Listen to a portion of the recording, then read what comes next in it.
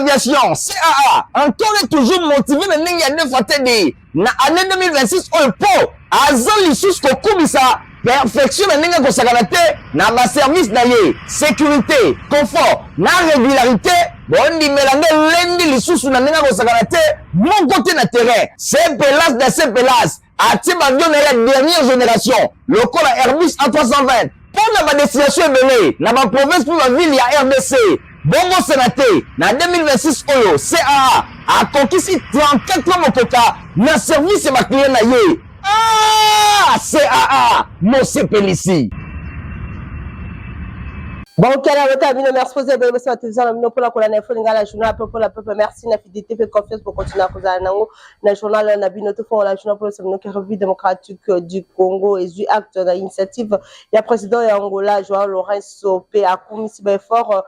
Pour na Etali, retour, il y a Kimia, stabilité à région, il y a Grand Lac, Bolanda, héritier, ma opinion, mais pas de détails. République démocratique du Congo, Nanzele, la présidence de la République, Batalisike, Bazui Acte, il y a Excellence, M. Joao Manuel Gonçalves Lourenço, président, il y a Angola, Peba Kumisi Baifort, Oyo Angola, Azali Kosala, en faveur, il y a Bozongi Kimia, stabilité, dans la région, il y a Grand Lac. République démocratique du Congo a profité de l'occasion pour nous informer l'opinion nationale et internationale que son excellence président de la République Félix Antoine Tshisekedi Tshilombo a endimi principe à cesser le fait na esprit à responsabilité et apaisement et na koluka solution pacifique na conflit cesser le fait oyo eza na cadre ya mécanisme ya surveillance et ya vérification ya cesser le fait oyo ezalaka signé le 14 octobre 2025 na Doha.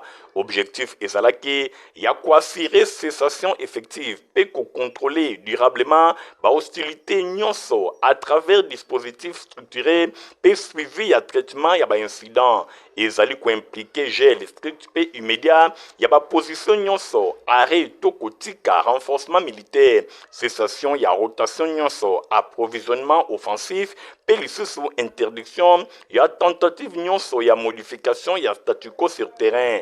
Boye na suka wana appui extérieur na ba groupes armés oyo bazali coopérer na territoire national tozali ko supposer lisusu protection effective ya population civile pe respect ya droit international humanitaire. République démocratique du Congo azali ko rappeler consolidation unilatérale ya position militaire to pe ba action nyonso oyo ezali kolinga ko altérer équilibre sur terrain pendant période ya cesser le fait oyo ekoki ko bebisa crédibilité ya processus pe ekoki ko lembisa ba perspective nyonso. République démocratique du Congo azali ko demeurer engagé en faveur ya retour durable ya paix boye na respect ya souveraineté pe na intégrité territoriale pe ya sécurité ya ba citoyen na union. Vice-ministre, ministre économie nationale, Daniel Mukoko Samba Yamba qui le jeudi 12 février 2026, nouveau secrétaire général ya économie, Oyo Ayaki Bongo, Pona Kosolana, Ezalaki Bongo, na cadre ya prise ya contact pe ya transmission, ya vision stratégique, ya ministère Oyo, héritier Mapinemi Fabrice Lundomi. Vice-premier ministre, ministre économie nationale, Daniel Mukoko Samba, Ayamba qui jeudi 12 février 2026, secrétaire général Yasikaya, économie nationale, Abolia, Taba, Mapolo, Bokutani Oyo, ezalaki na cadre, ya prise de contact et transmission, ya vision stratégique, ya ministère, na ba échange, na bango 3 axes prioritaires, yango, ezalaki na centre, ya ba discussion, lutte contre la vie chère, formalisation, ya économie informelle, pe redressement productif, boye pour na cohérence, ya programme d'action, ya gouvernement. Vice-premier ministre, asengi na nouveau secrétaire général, a veillé na mise en place, ya cadre, ya travail approprié pour na informalisation, pe lisusu, ya ba service, ya maintien, ya pays, paix sociale, katina administration centrale. Objectif, ya ko consolider administration moderne, ou ekozala bongo performante pe orientée vers ba résultat. Autorité ya économie nationale, yepé attaque na lumière, dimension diplomatique, oyo ezali kokola na kati ya ministère. Yango ezali ko se traduire mingi na tenue prochaine ya forum économique Angola RDC. Renforcement ya coopération Maroko-Congolaise, pe lisusu Bank Al Barid Bank, pe lisusu signature il y a accord, il y a partenariat stratégique entre République démocratique du Congo et Longona États-Unis d'Amérique. Nangambo na secrétaire général Abolia Taba Mapolo a s'engagé pour na commettre action ou une service ya administration pour na kokoti sape ko appliquer vision ya vice-premier ministre. Il nous a donné les orientations et de notre côté, comme c'est un premier contact, c'était à son tour de me donner cette ligne de conduite-là.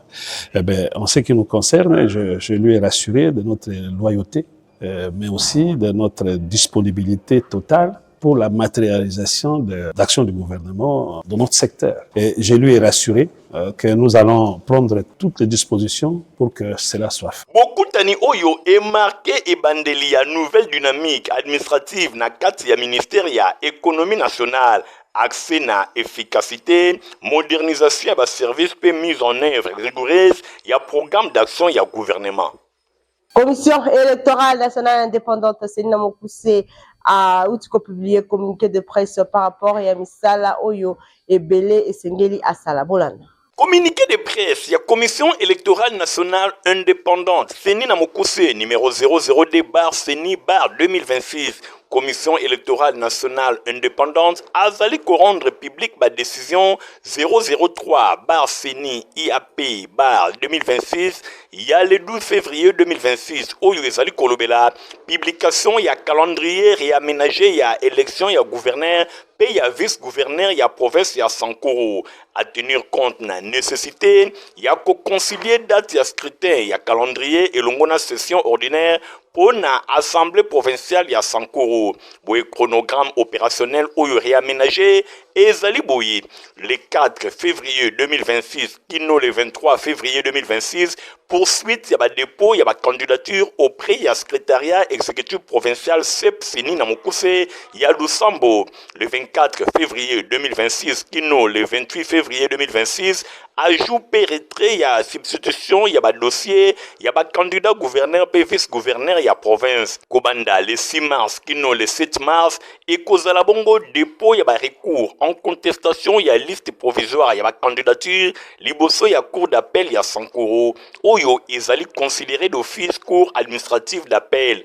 Oui, Kobanda le 9 mars 2026, kino le 15 mars 2026, traitement et contentieux et candidature na cour d'appel il y a Sankoro. Oyo ezali considéré d'office cour administratif d'appel. Oui, pona oyo Italie le 23 mars 2026, publication il y a liste définitive, il y a candidat gouverneur puis vice-gouverneur, il y a province il y a Sankoro. Kobanda le 4 mars, kino le 31 mars 2026, accréditation il y a observateur, journaliste na secrétariat exécutif provincial il y a Seni na Lusambo na Sankoro. Le 24 mars 2026, kino le 31 mars 2026, accréditation il y a témoin na secrétariat exécutif provincial il y a Sankoro kuna na Seni. Kobanda le 3 avril 2026, kino le 5 avril 2026, et kozala bongo campagne électorale. Le 7 avril 2026, élection il y a gouverneur, puis il y a vice-gouverneur, et pas il y a député provinciaux il y a Sankoro. Publication il y a résultat provisoire na assemblée provinciale, et pas il y a Seni, puis affichage il y a bureau de vote. Bosimba pe boye bake Kobanda le 9 avril 2026, kino le 16 avril 2026, et kozala bongo ba recours en contestation et ba résultat liboso ya cour d'appel ya Lusambo oyo ezali considéré lokola cour administrative d'appel. Boye le 17 avril 2026, kino le 23 avril 2026, traitement et contentieux et résultat le 24 avril 2026, kino le 26 avril 2026, et kozala bongo notification na Seni ya arrêt ya cour d'appel ya Lusambo oyo ezali d'office cour administrative d'appel. Belève complexe scolaire mon pemba école ya fondation de Rombungu Bango penza o bataliming penza école maternelle basala qui visite guidée la supermarché o examine penza na quartier de Mondom kuna na commune ya Matete.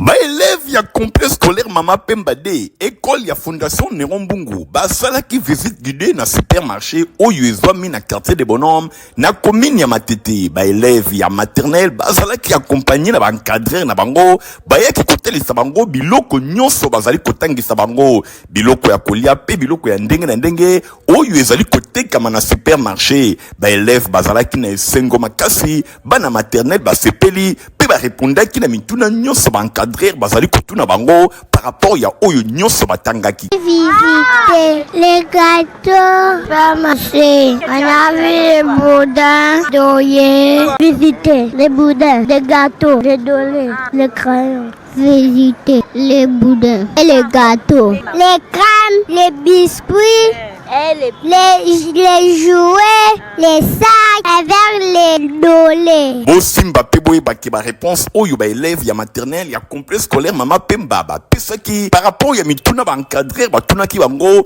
etalisi vraiment que bazwa ki ba leçon nyonso na ndenge ya malamu na complexe scolaire Mama Pemba D école ya fondation Néron Bungu kuna encadrement kitoko ezali kosalema na ndenge ya kosakana te nyonso elekaki kitoko na sime ya supermarché bango nyonso accompagné na équipe nyonso ba encadrer batu ya sécurité nyonso na complexe scolaire Mama Pemba ezalaka bien préparé bazongaki na avenue Mwanga numéro 11 quartier de la paix kuna na commune ya Kisenso et pai wapi siège ya complexe scolaire Mama Pemba D ezwami honorable Néron Bungu Fabanga Moyo azali kotia ba batterie nyonso en marche pona encadrement ya bilenge non seulement na commune ya Kisenso na ville ya Kinshasa pe na République démocratique du Congo et sike ya kitoko kotangisa bana yangoyo ezali komonana. Merci honorable Néron Bungu na cadeau kitoko pesi bilenge. Bango, tu veux ma chose vient faire quoi? Pour acheter l'argent, il faut avoir quoi? L'argent. Et quoi encore? ONG Congo de l'espoir kuma makabongo pa honorablement tene bango bafongoli déjà ba porte na bango pour la formation félé na centre na bango. Christian Kengebeni ba détail.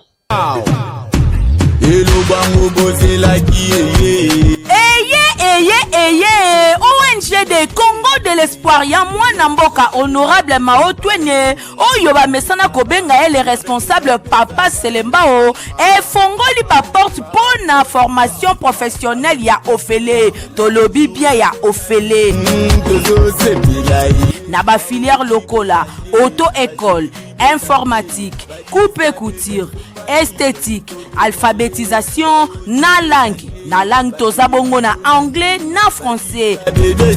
Ah oui, ndenge kaka balobaka, il y a pas un saut métier, il y a que des sauts gens. Ndeko nangai qui dit bateo olobi babongisaka yango lelo. ONG de Congo de l'espoir ya mwana mboka honorable Mao Twene du les responsables papa Selembao et fongoli ba porte pona moto nyonso na Kinshasa en général pe na Selembao en particulier. Bozwa bango na adresse oyo route de Matadi numéro 3 bis quartier cité verte référence arrêt Liboulou na commune ya Selembao Oza Mobimba. ONG de Congo de l'espoir, la formation c'est nous.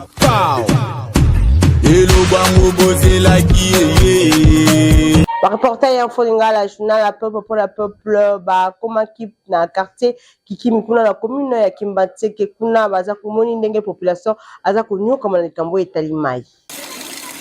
Awa tozali na ville province ya Kinshasa kasi likambo ya kokamwa ezali ke bisika mosusu bazali komela mai ya mabulu ndakisa komini ya Kimbateke na quartier Kikimi population oyo bazali na esengo soko mokete po ba difficulté ya mai pe insécurité kutu ya kosakana te. Toza problème mai awa mai pasi botie la biso mai toza na posa mai botie la biso mai pasi ba mai tozo mela ya mabulu toza na susa mai botie la biso mai penza mai makasi la mai ya point côté mso ba mai mabulu ezali to côté de souci ezali gouverner par fatia avec la biso mawa ate la biso koto toza problème makamba mai de souci nde yangwana soki atiri biso mai koto biso mpe tokosepela gouvernement na ye tokobetele mpe biso maboko atika te elembo ya kitoko na mokili.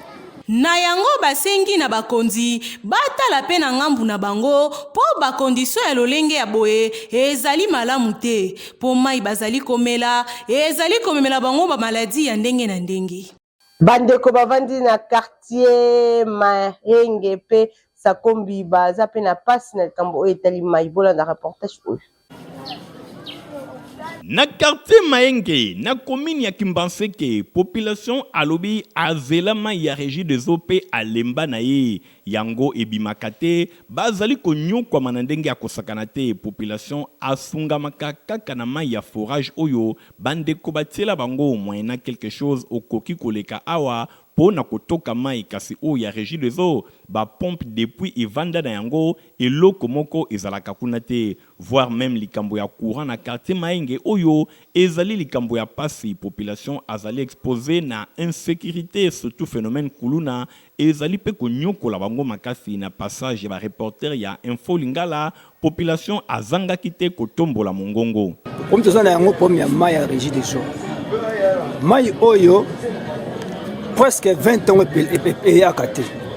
Batio pour mon cœur pour que mbule zo beta ma bezo me yango de kundama de mai les mai et la raté tout ça va forage et à ce ta ville à Kinshasa au mo que pour so mi konda to zali prestement et la première ville oyo que maintenant que tant tu aéroport tu seras à qui première ville moment là que même première mai même première courant c'est difficile.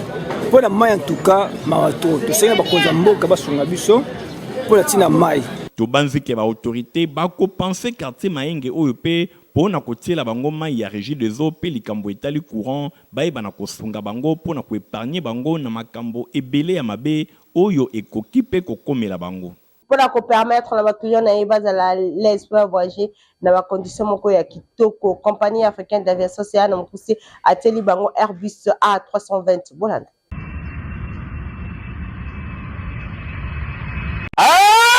Oui, compagnie africaine d'aviation, CAA, encore et toujours motivé de n'engager fatigué. Na année 2026, on peut, azali sous kokubisa, perfection de n'engager kosakanate, na ba service d'ailleurs, sécurité, confort, na régularité, bon di mélanger lundi les sous na n'engager kosakanate, mon côté na terrain, c'est pelas de ces pelas, ati ba donner la dernière génération, le col Airbus A320. Pour la destination ebele na ba province pour la ville ya RDC bongo sénaté na 2026 oyo CAA a conquis 34 mokoka na service ba client na ye CAA mo sepelisi. Paroisse protestant CAC Lemba Garde na commune Kisenso ba organiser ki culte ya compétition pour na kobongisa paroisse na bango évangéliste itinérant honorable Noron Bombong azalaki représenté na mwana na ye Bobo Mbungu. Reportage.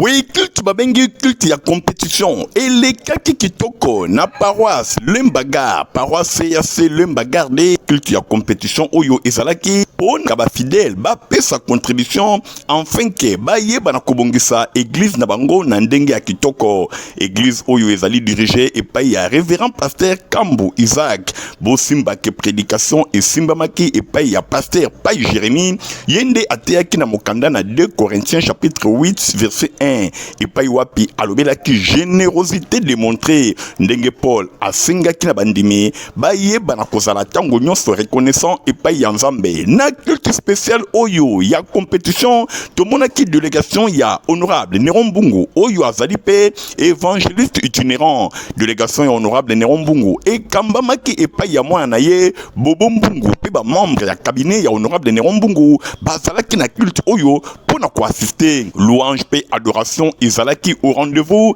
na rythme ya chorale kosefel nyonso elekaki vraiment kitoko moment ya makasi ezalaki bongo moment ya contribution tope sesani et pa wapi bana nzambe balekaki pona kopesa ba contribution na bango délégation ya honorable Néron Mbungu na bokambemi ya mwana ye Bobo Mbungu ba pesaki enveloppe moko ya mobange na tina ya reconnaissance et pa ya nzambe pambate évangéliste itinérant honorable Néron Mbungu azonga alingaka nsima te na makambo etali contribution na mosala na nzambe nyonso elekaki vraiment kitoko ndenge moteyi ya mokolo pasteur Pai Jérémie elongo na pasteur titulaire révérend Kambu Isaac bazali koexplike na micro ya Info Lingala nde yango wana tolobi ete bato nyonso bazwaki grâce ya nzambe bakoma korépondre nzambe na signe ya reconnaissance bazopesa nzambe na oyo etali reconnaissance bien aimé yango moni nzambe akende kokamba biso ake kosunga biso ntango tolokenda koteyaka bato babongola mitema mpe bato wana bakozwa responsabilité ya korépondre na baattente ya nzambe se merci mpo na ntina nango d'ailleurs tomoni papa na biso mokambi na église awa ndenge alobi awa donc soki omoni tata omoni mwana omoni tata selo ndenge yesu masiya alisaki biso donc présence ya mwana elakisi totalement présence ya papa donc tosepeli makasi parce que soki bazaki disponible te mbele bango so bamonani te mais atindi mwana aya e mwana asali makambu e tokumbisi nzambe topesi merci epai ya honorable évangéliste Etinira toyambi délégation oyo son excellence Fuma Banga Moyo atindeli biso awa ye lokola azali l'homme du peuple donc ayoka kimbera na biso tozalaki na posa ya koluka mbongo ya kosomba bakaro po tobongisa etonga na nzambe alors vraiment mitema na biso etoni na sai komona ndenge ye ayoka kimbera na biso pe atindeli biso délégation vraiment to sepeli ya trop nzambe vraiment apambola ye pe nzambe abakisela ye lisusu oyo eleki motuya po ete akoba kosala mosala na ye oyo azali kosala ya kosunga en tant que évangéliste itinérant.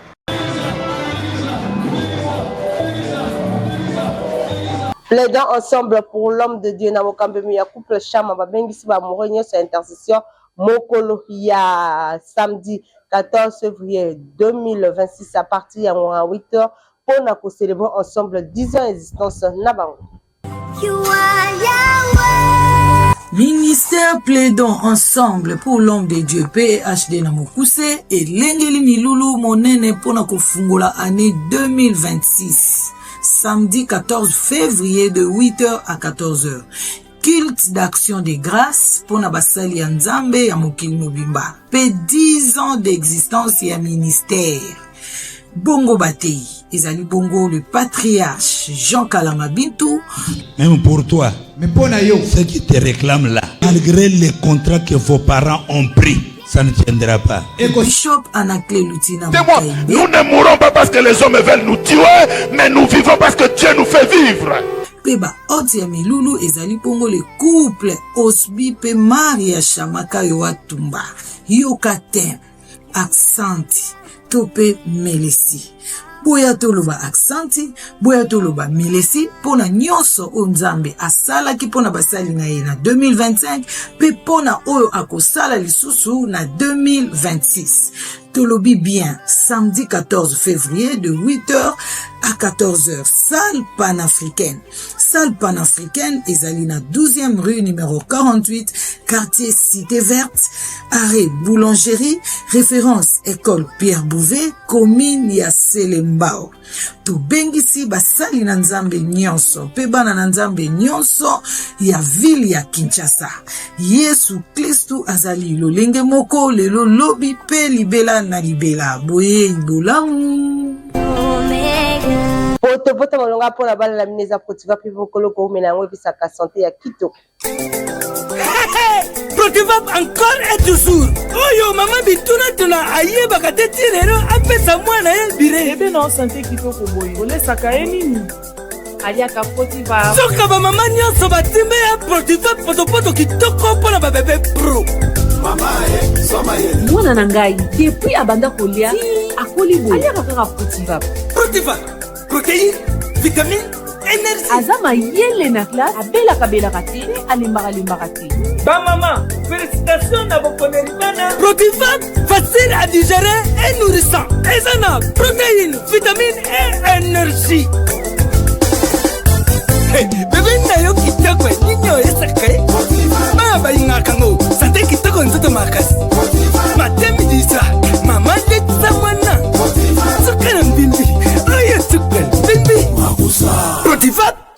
sikoyo la tango bokolanda provision météorologique au Metelsat proposé bino. Agence nationale de météorologie et de télédétection par satellite Metelsat Namokuse auti kopesa biso prévision climatique saisonnière pour na février, mars et avril 2026 awa na République démocratique du Congo. Bosimba peboye bake durant période ya février kino avril ba précipitation excédentaire et monani na ba ville ya République démocratique du Congo lokola Kinshasa, Mbandaka, Gemena, Kisangani, Boende, Kolwezi, Manono, Bondo, Bunia, Butembo, Kalemi, Goma, Bukavu, Basoko, Buta, Ilebo, Lusambo, Kananga, Unongo, Lubumbashi, Mbujimai, Kikwit, Bandundu, Matadi, Boma, Mwanda, Kindu, Isiro, Péville ya Chikapa. Boye pona ba perspective ya climat au cours ya ba mois ya février et avril 2026 awa na République démocratique du Congo ezali kotalisa ke ba précipitation excédentaire yango et monisami na République démocratique du Congo mobimba. Boye natina wana probabilité et monani ya ko enregistrer ba précipitation ya makasi oyo ekoki komema ba inondation pe ba glissement ya terrain. Natina wana Metelsat ya République démocratique du Congo a pesi message oyo pour na ko avertir ba autorité pe population afin que ba disposition ya malonga eye bana kozwama. Ozaki ebele mpona kolanda info lingala juna pour la professeur qui se pela kina obsama sina Igor Ntingi Matomina azaki na sima ya caméra concours rédactionnel ya grâce pour Baluzolo héritier mapinde mi superviseur qui joue au montage sima qui père Christian Kengebeni pe Fabrice Lundombi ngam notre kutani rendez-vous ko zali ko au revoir.